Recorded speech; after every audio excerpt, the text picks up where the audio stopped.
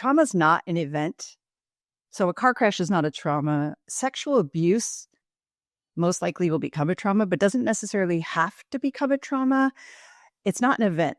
It's the experience of the event and the effect it has on you, right? So the idea is something really bad happens and it's painful and it can feel traumatic.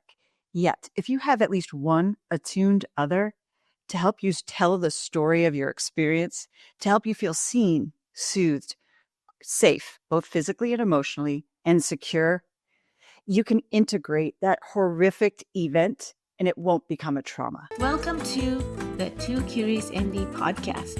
I'm Dr. Ali Ahmed. And I'm Dr. Soraya Khan.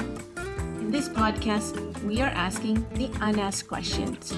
We're physicians applying the lens of narrative medicine, exploring integrative practices and psychedelic treatment in healthcare. Together with our guests, we weave new learnings from stories, expertise, and the sciences. Let's dive in. Welcome to the Two Curious MDs podcast. My name is Soraya Rahman, and I'm here today with Laura Fish, who's a marriage and family therapist in private practice and a consultant in the field of education sought after for classroom-based services, keynote speaking, professional development, and the coaching of teachers and coaches. Her innovative and engaging speaking style combines storytelling, research, practical strategies, and experiential exercises based on her over 20 years of experience in both education and mental health. Laura's career began as a preschool teacher.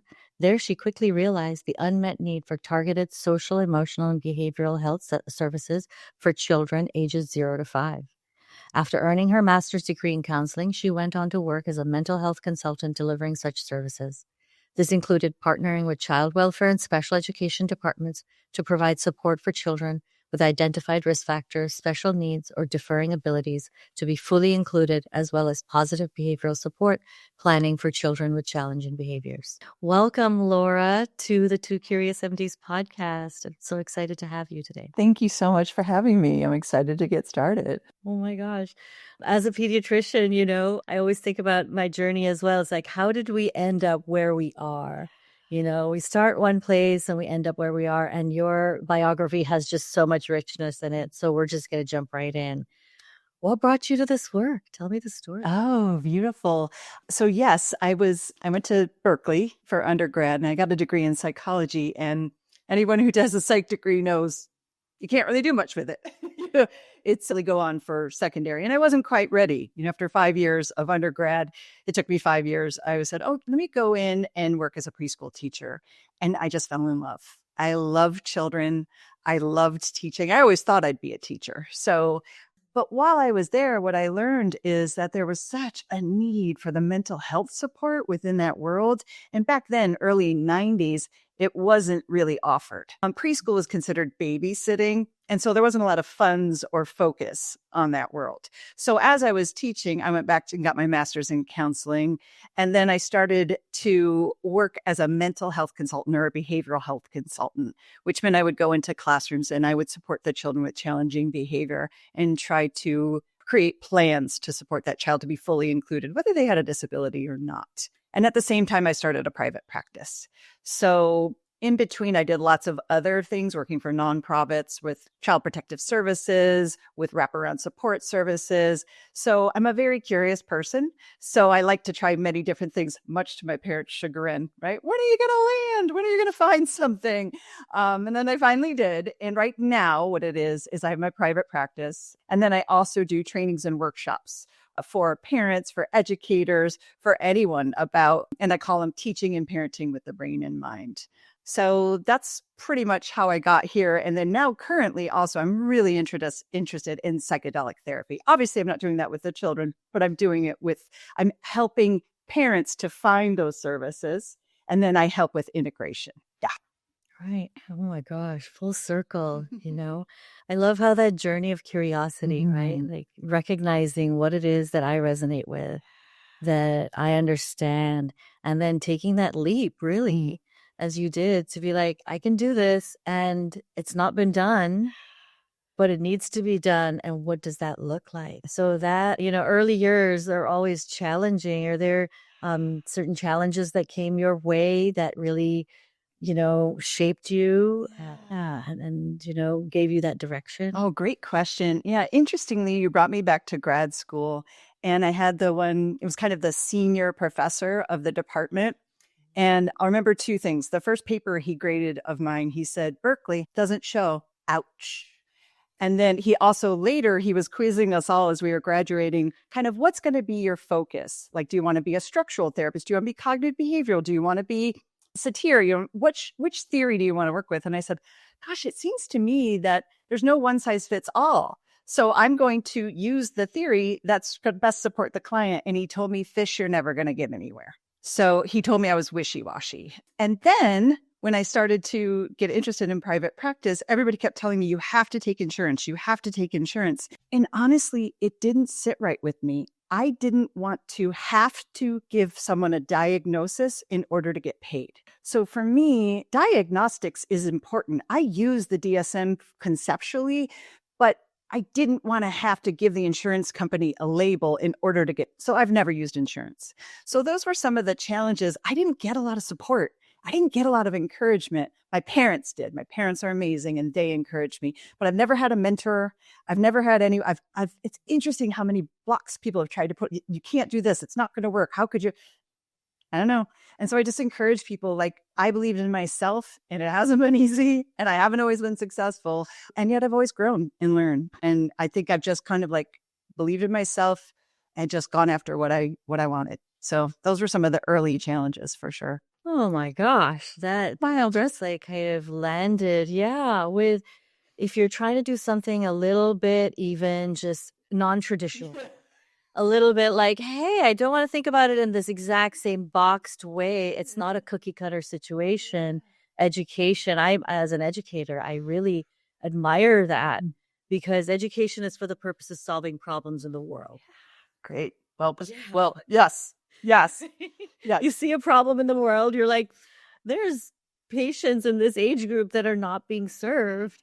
And I know that there's something that can be done. Yeah. So what was that first step, that kind of leap of faith? Yeah. After you had this naysaying and, that's always a kind of a dark soul of the night too, right? We're not talking about that part going, am I doing the right thing? And what's going to happen? And all those pressures that we feel, but then to be able to have the fortitude, the kind of clarity of vision and just even just like the kind of like bravery to be like, no, this is the correct thing. And, as a pediatrician, I know like school teachers, and pediatricians, we agree on one thing. We are the most underfunded people. Yes. All of us who work in pediatrics, we're underfunded, but we're working with the most important population. Right.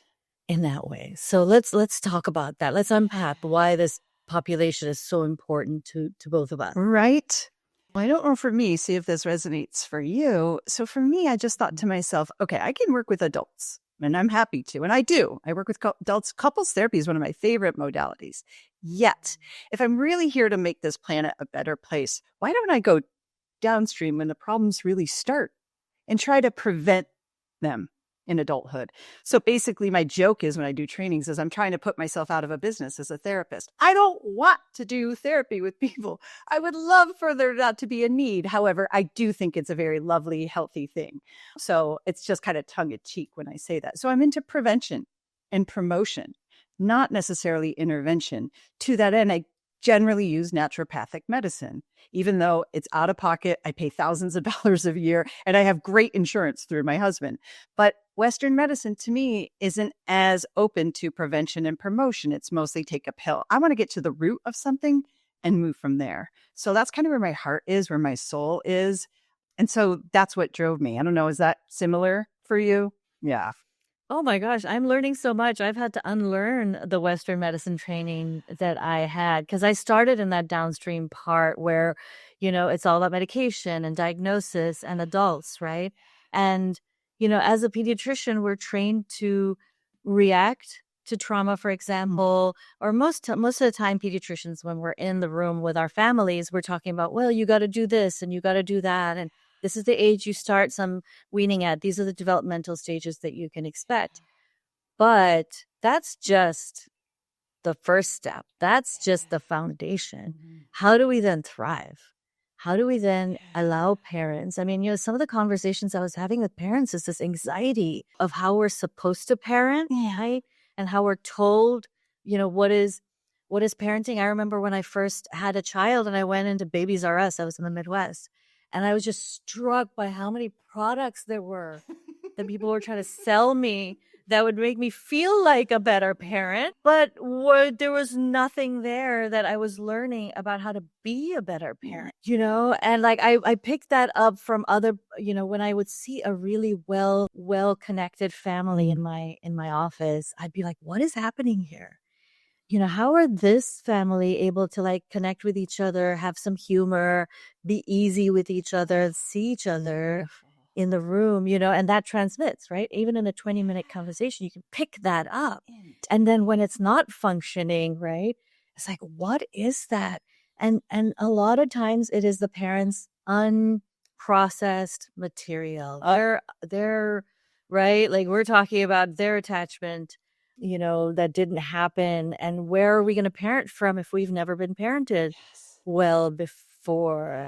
Yes. And so I really connect with this journey of yours that I think to be able to help children, we really have to help the adults to be better with their children. So I'm really on that space with you. So tell me what you're doing, what you're seeing change. What are these families you're coming to you for maybe? And how do you determine, oh, this is something the pediatrician can take care of, or this is something that needs a little bit more? Love it.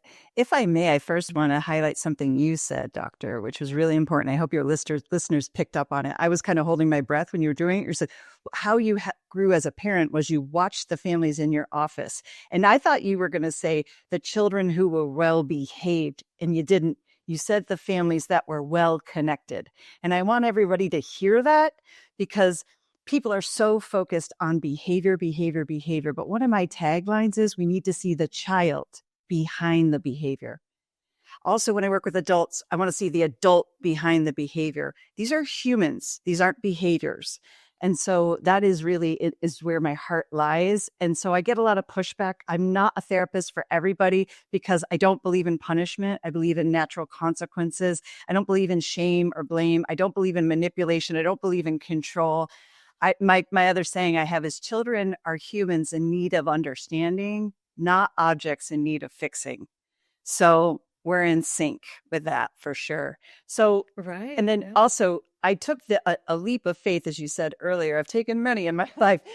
Maybe it's the redhead thing. We're kind of wild, but I saw children for a large portion of my practice. I did sand tray. I did play. I was a certified play therapist. I did that. I was with the children in the room, but they kept coming back. And it finally dawned on me, I need to work with the parents and teach the parents what I do with the children. So now I don't ever hardly work directly one-on-one with children. I work with the parents and then the family together, right? So I'm working smarter, not harder now, finally, right? About 10 years ago, it dawned on me. Now I get hung up on all the time. When you see my 4-year-olds, I will see boom. Just fix my 4-year-old. I don't want to do the work. And I have compassion. There's no judgment in that statement. It's just a fact. It's just that people don't understand that I need to teach you what I do because I'm great with kids, right? But in my office, it's a false environment. It's not the home environment, right? So I also look really great because they're not as stressed, all that stuff. So one of the changes is I work with either just the parents and or the children with the parents. Beautiful, beautiful. I want to note that you really succinctly put together that behaviorism, which has really dominated 20th century psychology for so long, has stopped us in our tracks almost. It leads to so much harm in lives. Everybody's just like the essence of their behavior, and all of our diagnosis comes out of that. But we don't talk about the relational aspect. Like, what is it that's in this matrix of this relationship that's being upregulated, that's coming to the surface? And what an opportunity, right? When a child is misbehaving, that is an opportunity to say, right, something is out of balance. Let's pay attention, because children, in their homeostatic environment, as you just said, I have, everything set up. My office is perfect. I'm like in the right energy for a child. They're on their best behavior. And the parents are looking at the child going, who are you? I know. So What have you done with my child? so true. Right. And then for the parents to get that psychoeducation, you're really recognizing that it is a lack of psychoeducation in our society as to how to parent in a way that, I really talk about how children are beautiful, perfect beings. Every human is born with everything they need. It's a seed, right? It's a seed that contains every aspect of the plant that you're going to ever need to grow. You just give them soil, you give them sun, you give them a little bit of water, you take away the bad stuff, give some of the good stuff, too much sun, too little sun, all of that, right? And that caring. And if we can just learn as parents to not grasp and not, make it about me, right? Because then I remember feeling that in my early years as a parent. Like how much, right? As a pediatrician, oh my God. Oh, My first child, oof. Yeah. I was like, I'm going to do everything by the AAP. And first 3 weeks, the AAP fell short of having taught me in all my years of medical school and pediatric residency and actually sitting with parents, having not had kids of my own, but sitting with parents and trying to understand and also recognizing I was trying to heal my own, kind of attachment issues. I was learning a lot about, right? Like the trigger, right? The child brings up like, oh, I never got that. Why should this child get, like, it triggers in adults a lot of their unprocessed materials from their home childhood. And you're recognizing it's all in the field. It's all right here. And if we can just do that, it's good for not just the child. The parents will flourish. Oh, so much. Like the parents will flourish. There's a great book just while it's front of mind because it will leave. At 57, stuff leaves fast, right? It doesn't stick around. So for your listeners too, if they're picking up on what you're throwing down, there's a great book called Parenting from the Inside Out by Mary, I think her last name is Herzog, and Daniel Siegel. People who are familiar to early child will probably know Dan Siegel's work. He's a huge person in this field. It's an old book. So normally it's like, oh, those are outdated. Don't read them. Read it. It's an amazing book. It is about healing your own, especially attachment issues. And we can get into attachment because that's a huge interest of mine. I use it constantly. And many people, I don't know the percentage, but many people have an insecure attachment of some kind from childhood. So if someone thinks like, no, I had a great child, and I don't, you might still have an insecure attachment. And that shows up when you start to parent, no question. Yet, I'm a merchant of hope because it's like you can heal that. You can have an earned secure attachment. And that's something that I do with the adults. I help them gain that earned secure attachment for sure. There's hope. Just because it didn't happen in childhood doesn't mean you can't access it now. And then promote that with your child, have a secure attachment. And there's no one way to get that. Again, I'm a big believer in no one size fits all. I mean, everybody has different culture. They have different ethnic identities, that different race, different life experience, like everything. I have to be open to that and learn how to integrate it. Now, and also in connection with my client, right? And I do call them clients. I don't call them patients because they're not sick.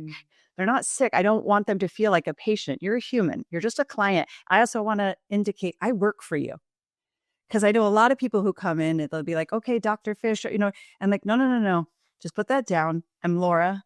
And we are just connecting here as humans, right? So I want to take that stigma off anyway, because like you said, they're heightened when they come to see me anyway. They're embarrassed. They're at Target and their kid's on the floor. They can't, at drop off, he won't go into classroom. It's so much pressure on parents. So very heart-centric for that, and really want to help the parents feel they're doing the best they can. And yet I have tools that can help them do even better. They just don't know the tools yet. And I'm a tools therapist. I'm not a talk therapist. I love that. Yeah. I love that. Oh my gosh. I'm getting like kind of flashbacks of that moment at Target. I do. So I just had a sense memory. I got you. You got over it. You got it. Yeah. You're good. Yep. It's hard. Parenting is hard. And the shame that we get from society. Yeah. Right? Like I'm remembering that moment when I was looked at as a bad parent because of the way my child was behaving. Yeah. So there's already this kind of society kind of set up for, especially as a mom, and I know that we've kind of just brushed upon psychedelics a little bit, but I know that there's also parents who are kind of like reaching for some of the benefits of psychedelics to their own parents, right? Whether through microdosing, whether through using the legal ketamine medicine to work through their own traumatic process and heal that, and how they're arriving for their patients, for their children. And I love that you call them clients. So can you talk a little bit about the trauma work that you're doing? Oh, that sure. gets us into. Yeah, absolutely. So, trauma is a buzzword now. You hear it all over the place, but there's so much misconception about trauma. So the first thing I try to do is do a little psychoeducation. So trauma is not an event. So a car crash is not a trauma. Sexual abuse most likely will become a trauma, but doesn't necessarily have to become a trauma. It's not an event. It's the experience of the event and the effect it has on you, right? So the idea is something really bad happens and it's painful and it can feel traumatic. Yet, if you have at least one attuned other to help you tell the story of your experience, to help you feel seen, soothed, safe, both physically and emotionally, and secure, you can integrate that horrific event and it won't become a trauma. So that's my passion, is to help the adults who have these children heal their traumas. And I definitely help with integration post-ketamine for sure. And to try to prevent what's happening with these children from becoming a traumas. And trauma has two types. There's trauma of activation. That's what I call it. I've never heard it called that way, but that's what I call it. It makes sense to me. That is when something bad happened to you that should not have happened. Whether it's from childhood, adulthood, doesn't matter. Something bad happened, should not have. But there's also the under-discussed element of trauma of omission. And that is when the good things that were supposed to happen to you didn't. And that, I tell you, that's probably the bulk of my work. And maybe it's because I don't take insurance, maybe because I'm private pay. I don't know, but I did early days work with a lot of abuse and a lot of violence and all that on children. Now I'm working more with this neglectful, this trauma of omission. And neglectful isn't that they're not fed, they're not clothed, they're great. These parents have a lot of money, they have a lot of resources, they have a lot of access. It's not that. It's that they're not attuning to their child. They're not leaning in and being curious about the child's thoughts, beliefs, perceptions, body sensations, emotions, right? Not because they're bad people, because they don't know it's a thing. Because they're at Target and they hear, you have nothing to cry about. Stop crying. What's wrong with you? No, you can't have candy. You're grounded for a week, right? They're hearing and seeing and reading books about how to shame, blame, and punish your children. So they don't know that there's another path, and there so is another path. But I will also tell you that there's a lot of shame and blame out there on social media for my approach. I get a lot of bashing that I'm too wishy-washy. Oh, Miss Berkeley, she's a hippie. Everything I do is based on science, not habit. I want to teach you how to parent based on science, not habit. And this shame, blame, putting kids in timeout, all this stuff is not scientifically sound. So I reach for things that have evidence, and then I help the parent understand the evidence and then once I do, they can very easily slip into, oh my God, I'm so bad, I've ruined my kid. Nope, let's stay here. You're fine. We're good. I got you, right? You didn't know. Now you know. But even when I share one of my videos, I'll get comments like, oh, she's wishy-washy still. I'm still getting the wishy-washy. He just needs to be sent to his room. This kid's a brat, whatever. No, I patently disagree. And I have so much evidence from my almost 30 years now, and also just from other practitioners. They call it gentle parenting, whatever. I don't care what you call it, but it's not shame, blame, and punishment. It's seeing the child behind the behavior. Oh my gosh, absolutely. And, as a pediatrician who's now moved more into working with adults in my ketamine practice, I am shocked. Like, that is the part of me that is really I'm shocked at how much unprocessed trauma adults are carrying from their childhood, not knowing that they're carrying it. They'll be like, oh, I'll ask them in the intake, oh, I had a great childhood. And that neglect piece, We know in the ACEs score, right, the adverse childhood events score that is out there that we can use, that is correlated now with if you have more adverse childhood events. And one of those pieces is, did an adult care about you? Was there an adult doing exactly what you just talked about, right? In addition to all the other stuff, sexual trauma, did you have enough food to eat? Was there anybody jailed, incarcerated during your childhood? Like, there is so much of this kind of circles of trauma around a person as they're growing up. And the child in the middle doesn't know. The child in the middle is just trying to survive. And sometimes part of that survival is shutting down. Yes. Or acting out, right? And the fragmentation of self. Like if there's an active trauma happening to a child, they are fragmenting themselves for safety, And then when we grow into adults, a lot of adults will say, I have no memories of my childhood. Oh, yeah. Or I have blocked off these kind of memories. And it's because it's too painful. Yeah. And we don't have safety. And so finally, when they do reach adulthood and they fought through everything and they've gotten safety, all of this material all of a sudden just like pours on their head and it turns into anxiety, depression. Oh my gosh, why do I feel despair? I have this beautiful house. I have, children. I have everything. I'm well resourced. But that's the missing piece. It's like, where's that core? Because we can't move forward into our life from that holistic place unless we've healed those parts that can't be there yet, those that are hiding out in shame, that are saying, well, at that point in time, this was happening to me and I'm so ashamed about it. I can tell nobody about it.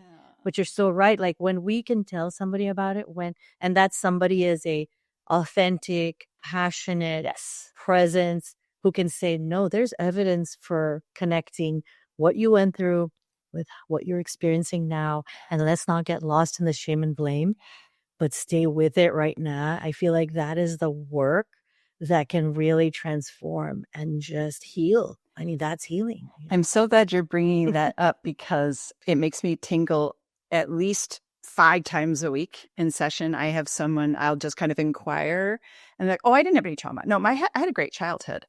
So I'll just share with you, maybe your listeners, this might be helpful. It's a little experiential for them and they can follow along and do this if they want to. And I'm borrowing from Dr. Gabor Mate. He's a Canadian psychologist, fantastic work. He does a lot of work with trauma and addiction, also psychedelic therapy.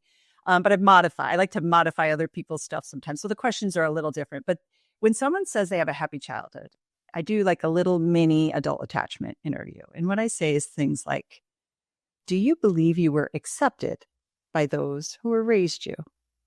Accepted, whatever that means to you. Was the acceptance you received unconditional, or did you have to earn it? Did you have to be good to be accepted? Did you perceive your job in the family, your role in the family, as the peacemaker? Were you free to express all your emotions, to be your authentic self? Or were only a certain number of emotions acceptable? Happiness, excitement, jubilance, but nothing angry, frustrated, and right. Think about that. And a lot of people can't remember, but just think about it. Maybe you could think about the earliest time you can remember. Did anyone consistently engage you in sharing what you thought and felt about things? When there was a challenge, did they tune in to your perspective, the story of your experience? And then how did adults respond to you when you were hurt emotionally?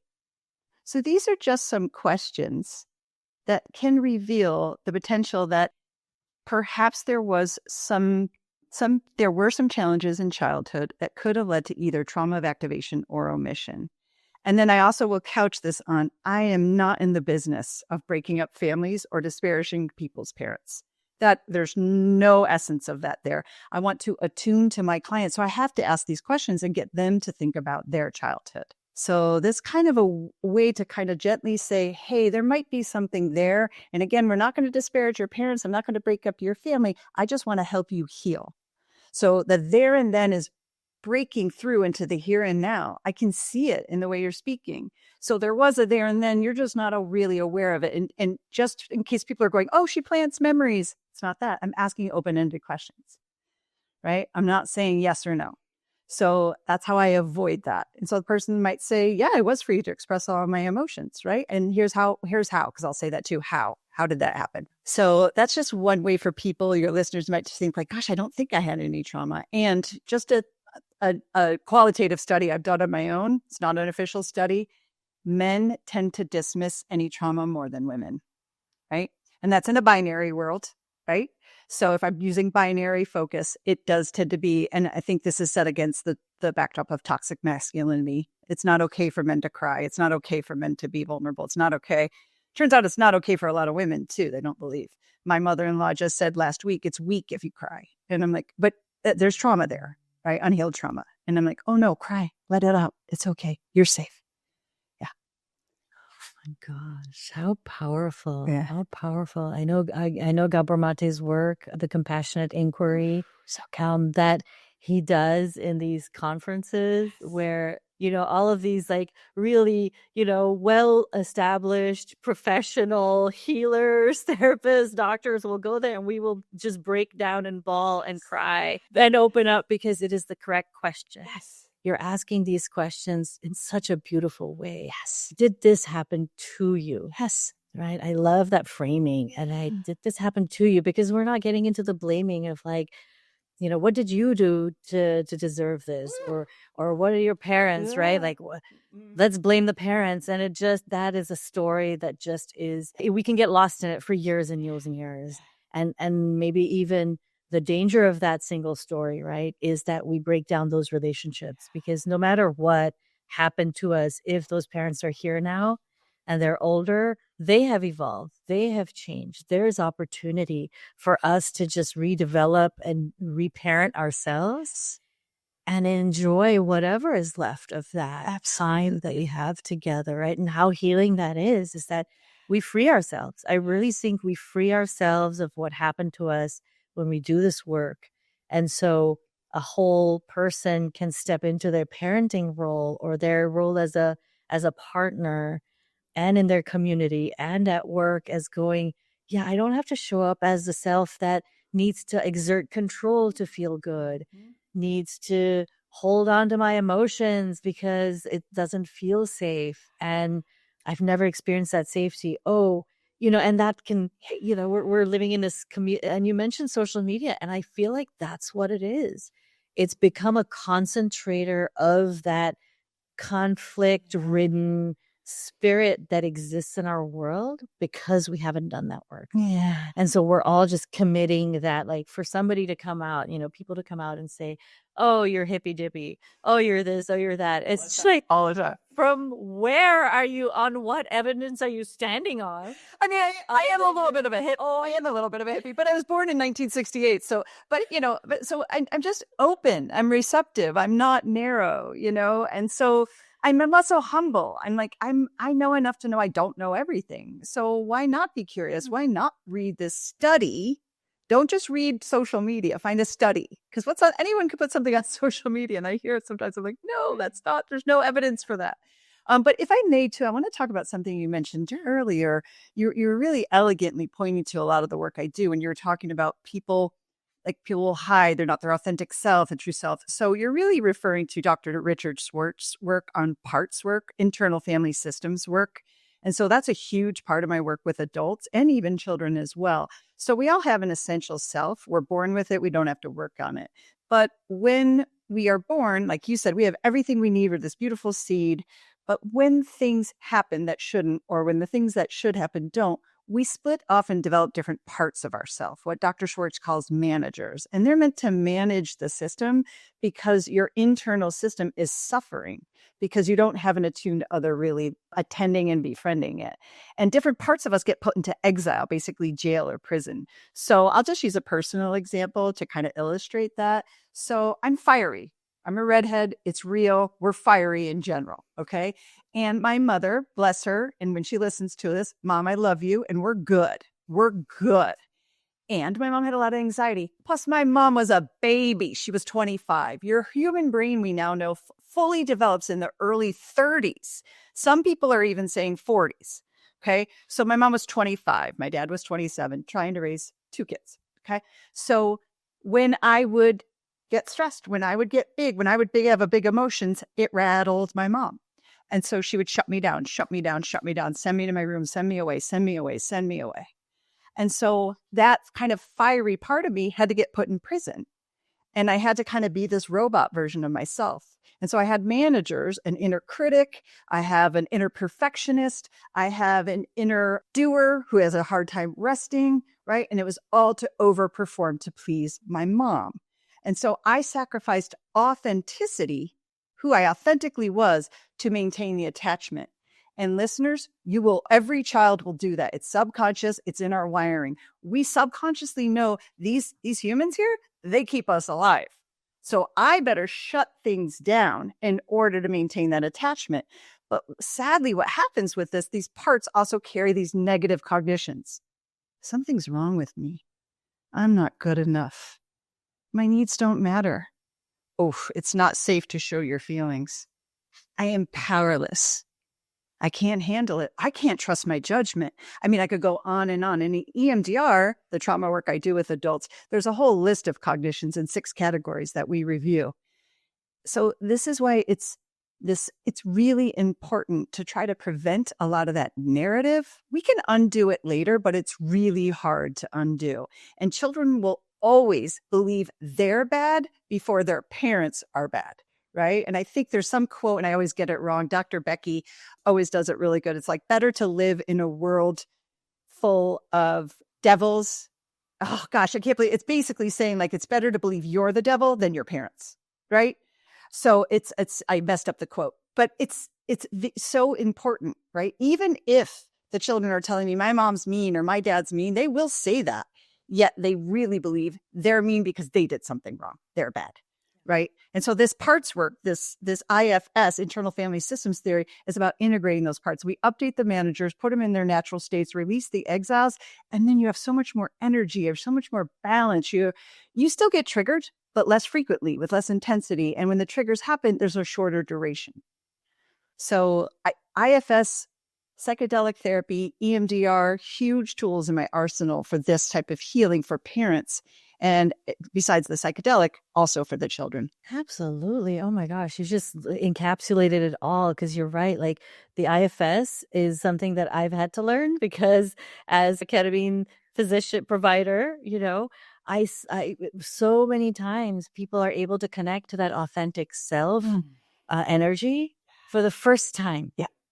And that can be so healing, and they can really recognize all those different parts and start to recognize, oh, I'm kind of getting blended with this part, for example. I'm like really operating from this one defense mechanisms, and I'm thinking that's my personality. Yes. But no, that's not my personality. That's just a part of myself that really overdeveloped because it was encouraged to, because that's the only way that I could, like you said, like, kids will blame themselves first. They will, attachment is what we need. And so even the kid who is acting out is reaching for attachment because that gives them attention, right? Like, attention is attention. Kids don't care whether it's negative or positive. It's all attention. Well, and if I may, I'm famous kind of for this. I try to play with that word attention. So if I may, this is attention. Kids don't want attention. They want engagement. Get down on my eye level, attune to me, ask me the story of my experience, validate, summarize, mirror.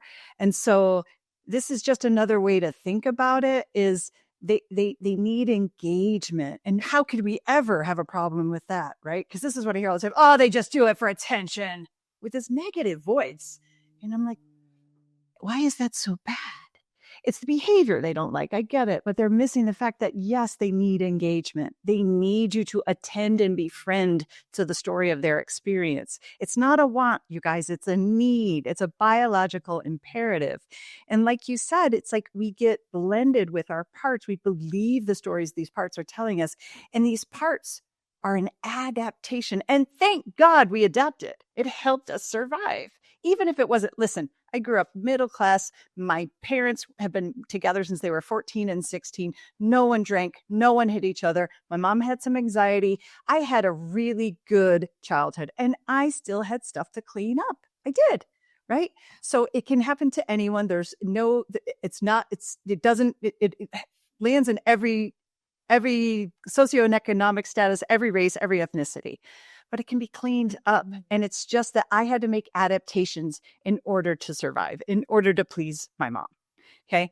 So, but now, well, it was earlier when I learned, like, I no longer need to do this. Like, I can tell these managers, hey, we're good. So we're going to move from surviving to thriving. And that's what I'm about. I want to help people thrive. You mentioned it earlier, not just survive, thrive. And especially during 0 to 5 years, right? When these kids are young and they need so much, how can I help you thrive? Well, part of it is updating your parts, right? And psychedelic therapy really helps with that. Well, the ones that are legal that we can talk about, ketamine especially, right? Really helpful to help you with that, integrating those puzzle pieces without that judgment, with the calm. So it's almost like, because it's a dissociative, I always think of it as it doesn't put someone in a dissociative state during therapy, not that, but it helps us get some space between our behaviors and us, because we are not our behaviors. Our behaviors tell the story of what's happening with us. I love that. I love that framing into psychedelic therapy. And absolutely, we're discovering that we have this new tool, not new, maybe ancient in some ways, but a tool to really bring, right? There's, and here we are in this modern world where nuclear families are the basic unit of the family. Oh, yeah. Where we evolutionarily we adapt it to be in smaller groups of individuals, multiple individuals. Like, we have really shifted this biology of ours. Is this is what's happening, right? Is like, we need to have engagement. And thank you for helping me unlearn the word attention, because you're right, attention has such a kind of like a grasping, kind of like, we just need attention, it's become that. But I love the engagement part, because engagement means I could just be there sitting right next to you as an available, grounded self energy with just a little curiosity, like, what you got there? Yeah. What's happening? Tell me a little bit about what you're doing right now. And the child is able to really go into their authentic self, because all those protections are down. Yeah. And that's exactly what we're doing in psychedelic therapy. It's like, ketamine, that dissociative, it's like, oh, your default mode network, your amygdala, everything is quieted down. That survival matrix that you've built all your life subconsciously is now just you get a little space from it. And when we get a little space from it, I find that people come out of their first journey going, I wish everybody could experience. That's how I felt after my first journey, right? It's like, I want to shout it to the rooftops. Yeah. Everybody get in there. Right. Totally. Yeah. Everybody could experience that, because what is that they're talking about is not like, I wish everybody could get high. No. It's not from that place of we're trying to disconnect from this reality. We're going into our own, in our own mind space. And seeing what's there and going, oh, that's interesting. That part feels like it came up at that age. What was going on at that age? Oh, how can I? And this is the miraculous part. People automatically get to this place. We don't even have to direct them. Right. They're sitting with their 5-year-old self, right? Their 5-year-old self is there feeling lonely and unheard and all of that. And this adult can kind of just sit next to their 5-year-old self and really engage. And really send that forgiveness and safety and say, you're okay. We're okay. We make it out of this. Oh, yeah. And everything you're going through right now, thank you for doing that. And you don't have to carry this anymore. You don't have to feel like you have to stay separated. Let's play. And that's that moment, I think, where people reclaim their childlike self, or creativity and play comes, because that's that thriving place, right? Is like, what happens when I can just think these thoughts without having to, put them into like this narrow angle of trying to explain to people and defend it and blah, blah, blah. And like this way that we've kind of recognized as like normative in our world, and be like, no, it's actually our job is to play and be creative and arrive as this authentic self, because we have work to do. Oh, yes. Yeah. We have still work to do. Yes. Always. You're never finished. So tell me about that. Yeah. So a couple things I want to pick up on that. That is something else I ask about in the happy childhood thing. Were you allowed to play when you were young? And if so, how? And then as an adult, what's your relationship with play? Because that is a hallmark of someone that might have some trauma. If you're always working, if you're always efforting, if you can't put it down. So I met my husband very late in life. I was 46 when I met my husband. I'm 57 now. And my husband said to me about a year and a half into the marriage, Laura, You don't always have to get an A. Say what? What? So I've done all this work. I've done all this trauma work, and that's still a striver and a driver, right? Some people call it type A, but I've done enough meditation that I don't appear type A. I still have a hard time just playing. When we would go on vacation, I would bring work videos, right? He'd be playing video games. I'm like, oh, there's play. There's play. Yeah. So other things that people might double click on is something I think you might have some trauma lurking. Do you always have to be helpful? There's somebody in my life who has a preternatural need to be helpful. She's constant. Can I help? What can I bring? What can I do? It becomes oppressive because you just like, no, I don't need help. I'm good. But they have such a need to be needed. It's part of trauma, right? But we can get rewarded for that. You're a pleasant person. Are you a person who's always nice, always pleasant? You get rewarded for that. And I'm not trying to take that away yet. Not but yet. That could be a sign of trauma. It's not okay for you to be your authentic self. You always have to be pleasant. So that's wrapped up in all those things about play and things like that. You can't get to thriving until you can be your authentic self. So sometimes I'm not nice. Sometimes I can get cranky if I haven't slept, if I'm not exercising, if I'm not eating really, I can get cranky, and I accept that about myself. It's my responsibility to attend and befriend to that, grab a tool and be able to get my nervous system back into balance. I don't want to be a crappy person, yet sometimes I'm going to have crappy behavior. Okay. And then the other thing I liked what you're saying about that is like sit with your, like what psychedelic therapy, the promise of it is you sit with yourself, right? And you reconnect to parts of yourself. You reconnect to that 5-year-old. So what's interesting in EMDR, eye movement desensitization and reprocessing that I do, that's what we do at EMDR. And a lot of times it can really work, but it doesn't work all the time. Sometimes people are like, oh my God, what is this? This is so weird. No, I can't do it. It's, their conscious mind tunes in and goes, this is hippie BS, Laura. I'm not doing this. Right? Now I can't give them. They go get ketamine treatment. Boom. Now they're able to do it. Right? Because that default network goes down. They realize it's not fake. It's not phony. It's real. And also they're not in their programmed conscious mind about that's weird. Don't do it. Right? And so then they're giving loving eyes to parts of themselves, their younger selves. So I'll give a perfect example of this. I have a client now, just a gorgeous woman. She's about 32 years old, very well educated, very intelligent, incredibly diverse woman. She was sexually abused by her father for many years. And now that I'm meeting her, she realizes what he did was bad. But she really, parts of her believe it was her fault. There's something wrong with her. Totally intelligent, doesn't make any sense. It's irrational. She could even say it. She said, I get it. From here up, I know that's irrational, but it's what I feel because the body keeps the score. So she internalized that she had to leave space for it. Couldn't be all her dad. It had to be her, And so we do EMDR. She has a hard time connecting with that younger self. I'm urging her to do psychedelic because I think it's just so programmed and it was so intense and she's so committed to it that she can't release it through regular EMDR. I also pitch to energy work sometimes too. And that's where people really give me the side eye. I have a very dear friend named Dexter Godby, and he does pranic healing energy work. And he doesn't even have to be with you. He just taps into your subconscious mind. Like he just worked on me today at 4 a.m. and they released all these negative energies. Now, a lot of people don't believe in that. And the good thing is you don't have to for it to work. Right.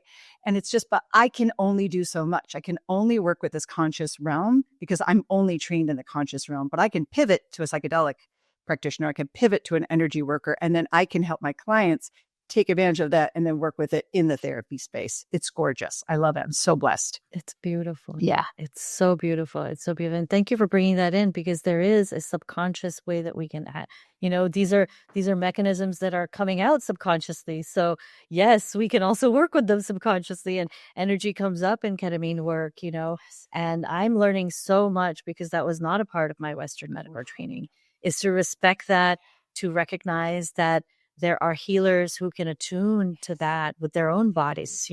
As Western medical providers, we are still only training this part. We don't train our bodies. We don't train. Yeah. So really speaking to people who are, in the healing professions, to recognize that there's a whole lot of learning out there. There is a whole, tools. You brought up tools, that your tools focused. I'd really love to hear from you about what other tools that you use, because as we're as a pediatrician and in the ketamine space, parents are coming saying, I've got this, teenager, we've got OCD, we've got eating disorder. I mean, our children, our teenagers are really suffering right now. And there are these rigidities, right, that are kind of in the matrix, and it's holding development arrested in a certain place, right? And I'm finding that we're in this space where we're talking about neuroplasticity. We're talking about how can we create new thought patterns where that rumination thought pattern can kind of just get a release.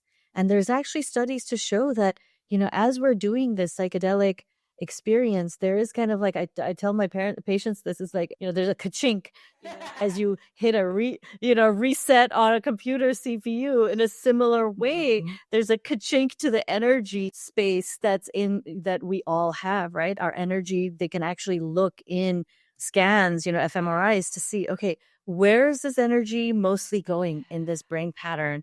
And because of those grooves, we when we have a pattern, we reuse it over and over and over again. That's when it becomes subconscious, right? There are patterns that are so subconscious and so fixed, we think they are self. Oh, so That's who I am. It's like, no, you can actually release those. And I loved listening to work from Mark Solms, SOLMS. He's a biologist from South Africa who really in cognitive neuroscience, they're kind of looking at it from the cognitive neuroscience aspect of like, oh, what are these algorithms that exist in our brains? And sometimes the algorithm kind of just gets shifted.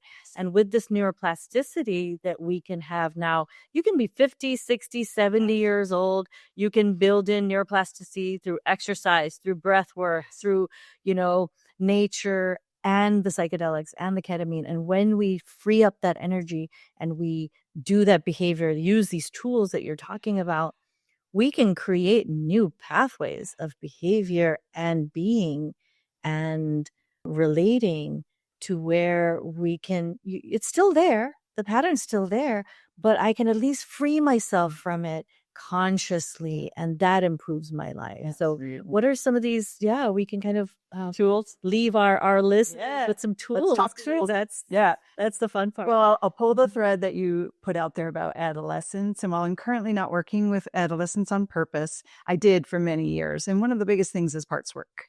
Like, to me, someone's coming in and they're like, okay, I have OCD. I'm like, no, a part of you uses obsessions to get your needs met. A part of you uses compulsions. Let's talk to those parts. You are not OCD. You're not. You have parts. And so we heal those parts and suddenly it vanishes. Kind of like when I was a preschool teacher and there was a child with challenging behavior, they were getting ready to expel from preschool. Expel. Yeah, happens. And all of a sudden they'd be like, preschool. It's bananas, right? If anyone's interested in that, check out Walter Gilliam's work from Yale about preschool expulsions. But in any event, they would put those children in Miss Laura's classroom and suddenly there's no challenging behavior, right? And that's not to toot my own horn. It was 35 years ago. I'm just saying it as if it happened, right? But it did. There's nothing wrong with the child. The environment isn't meeting the child's needs. So another tool is to see the child behind the behavior and look at the environment. Look at the bright lights, the overhead lights. I once worked at a hospital with people living with schizophrenia, and we had overhead lights. And I'm like, let's get the lights off. Let's get ambient lighting. Everything ratcheted down, right? We just have to think outside the box.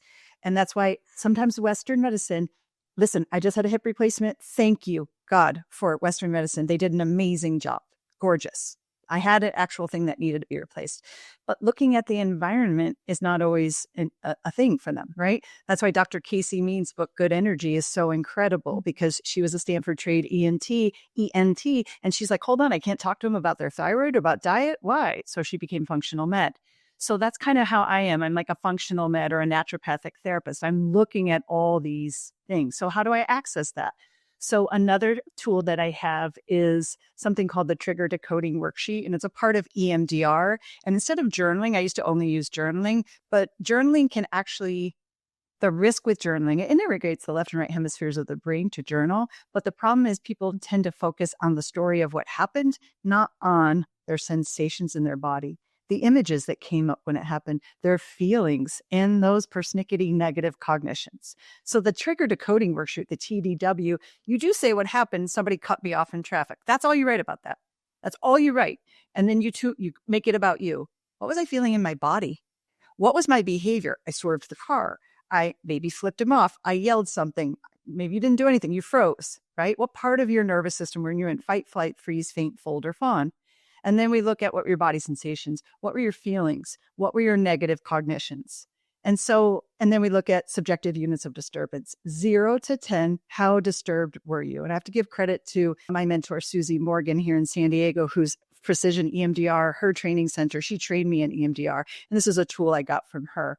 It's phenomenal. So whether you're doing EMDR with me or not, I always give you that tool as a parent. Not 0 to 5, they can't do it, but we talk about that. We can talk with them about that. What do you feel in your body? What's your tummy feel like? Put your hand on your heart. Where's your heart feeling? What about your throat? Did you notice your throat?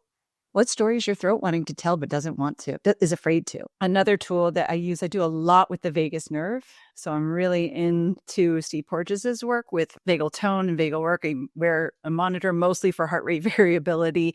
And so there's ear massage exercises. There's ways to twist your head to activate the vagus nerve to really balance out the nervous system. Free, easy, at home.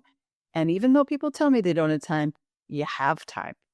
You have time because you can do this while you watch Netflix, right? You don't have to go to a gym. You don't have to do anything. Another tool that I really like is something called TRE. Have you heard of that, Doctor? TRE? Mm-mm. So this was a technology created for veterans coming back from war. The VA realizes, right, they carry a lot of trauma, right? The body keeps the score. How do we get trauma out of the body? You can't talk it out of the body.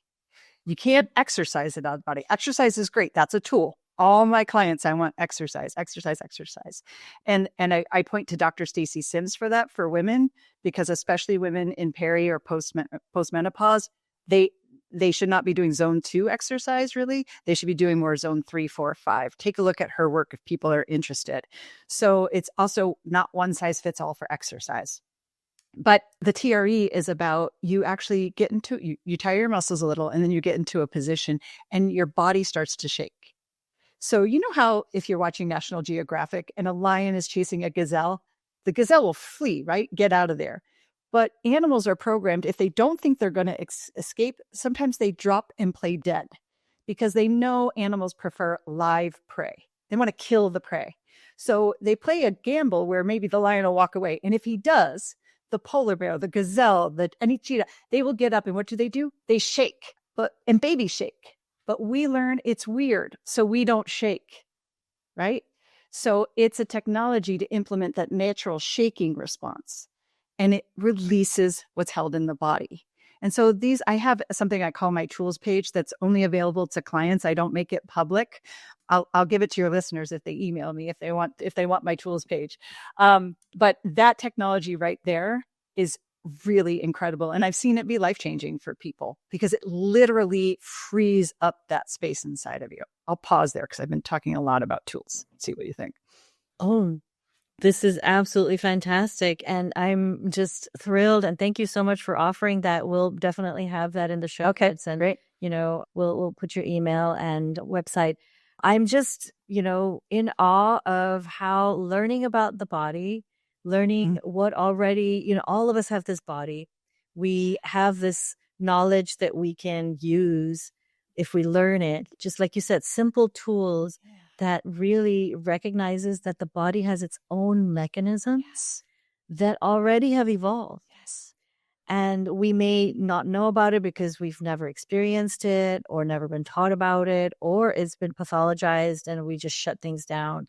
But let's, kind of turn our perspective on, well, how can we work with what the body has? Yes. And the body has these incredible mechanisms, these ways of really accessing.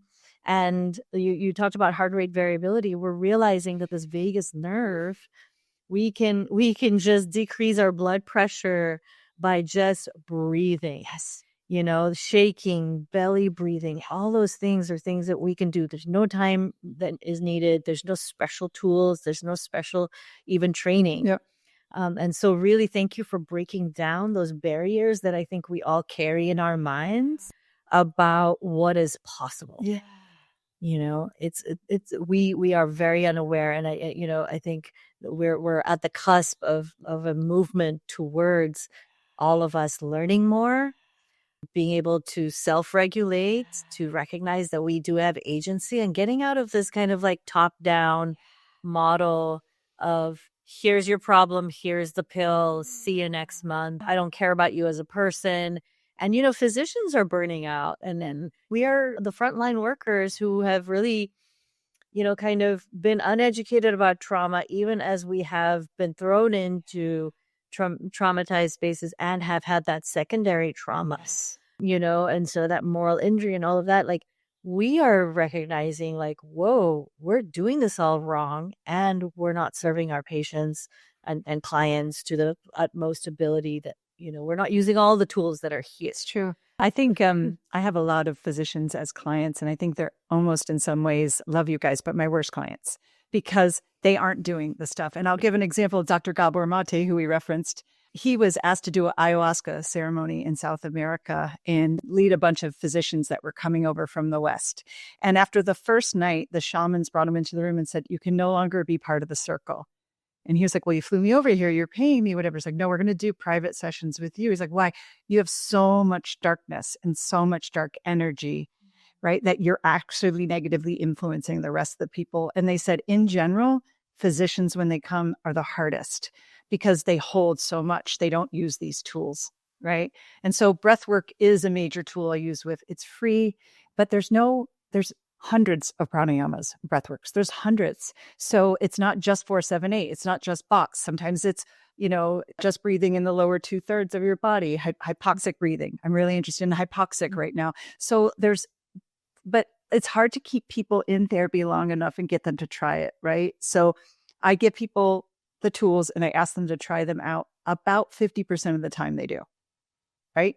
I don't know why they pay me all this money and don't use the tools. I mean, I do. They get busy. They get in life. And we're also socialized by our Western mindset to take the pill, to whatever, the fast food thing. And I'm like, I'm sorry, it's not going to be fast. It's going to take time. And yet it can happen if you can commit a little piece of time every day to just a couple of these things. Like the breath work's like 5 minutes, right? TRE is 3 minutes. It could take you half an hour. I don't know. But I just say, put your toolkit over here and pull a couple, right? There's also sound therapy. I do a lot with binaural beats and frequencies. I'm really interested in electromagnetic frequencies and how they can alter the brain. So I have some of that on my tools page. I mean, there's just so many free resources out there. I mean, I'm not free. I have to give you the tools, but the resources are free and they're available. And then you get rid of me. I want you to get rid of me. I don't want people to be in therapy long term. That's why I'm a tools therapist, right? If I just showed up and talked to them about their stuff, I could keep them in therapy a year. I'm really not interested in that. I just feel like that's not good use of their time either. And then for pediatricians, if I could ask them to just please stop telling parents that the children are going to grow out of it. I mean, that is so disempowering for parents. And it's just not true in many cases, right? Like it's actually, they could grow more into it.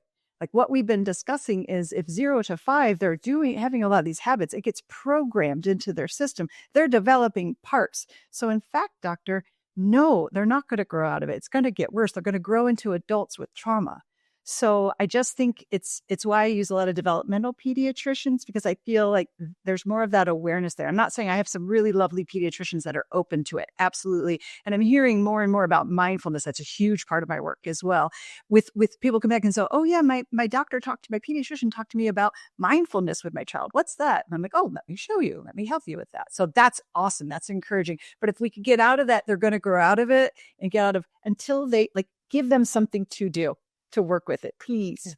That's just my plea to pediatricians out there. Yeah. Well, thank you so much. This pediatrician is feeling full and hopeful and really thrilled to meet you and to connect with you in this way and really invite people to recognize, I think the piece that's really resonating with me is that we think of ourselves as these machines where it's like you put a pill in, you do this, you do that, and then you can keep going, right? And that's such a kind of like capitalist Western, we're doing this so that we can do the other thing that gets us the other thing that we want.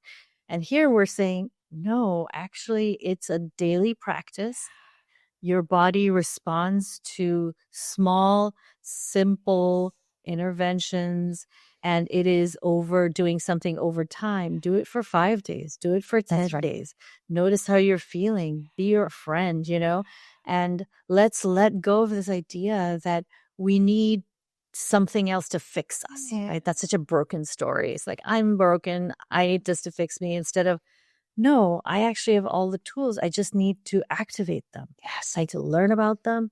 I need to activate these pathways. And then that will, give me that holistic, that sense of self that I'm trying to look for, that authentic place that I want to live from and thrive and play and create. So thank you so much. Your energy is amazing. I hope our listeners really connect, and all the different tools you've mentioned, all the references that we'll put those into the show notes, and I'm really excited for this next chapter ahead. Any final thoughts you'd like to leave our audience with? Well, I think that's bubbling up. Just from what you said, it's right here. You noticed it. It was right here. It was coming out. I just like to tell people to tag on what you said. We're human beings, not human doings. And I'm tired of this badge of honor of, I only slept 5 hours, I'm so busy, whatever. That's not something to brag about. That's actually a sign of ill health, physical and or mental. So put the phone down, put the stuff down, be present, breathe, do rhythmic movement, dance, play. I get it. Some people have to take 4 buses to get to work. I understand, right? Like that's harder, right? Some people are like super still while you're on the bus, breathe, don't open and doom scroll, allow yourself to notice nature, be present. There's all these ways that we can work. I think it was a yogi that said, I'm not a human being, I'm a human undoing, because he's like, I have to undo all this training I've had to strive and drive, myself included. So human being, not human doing. Not human doing. Yep. Well, that's a beautiful note to end on. Thank you so you. much, Laura. Thank you. Thank you. Thanks for joining us on the Two Curious MD podcast. We hope today's episode inspired you to ask new questions and explore fresh perspectives.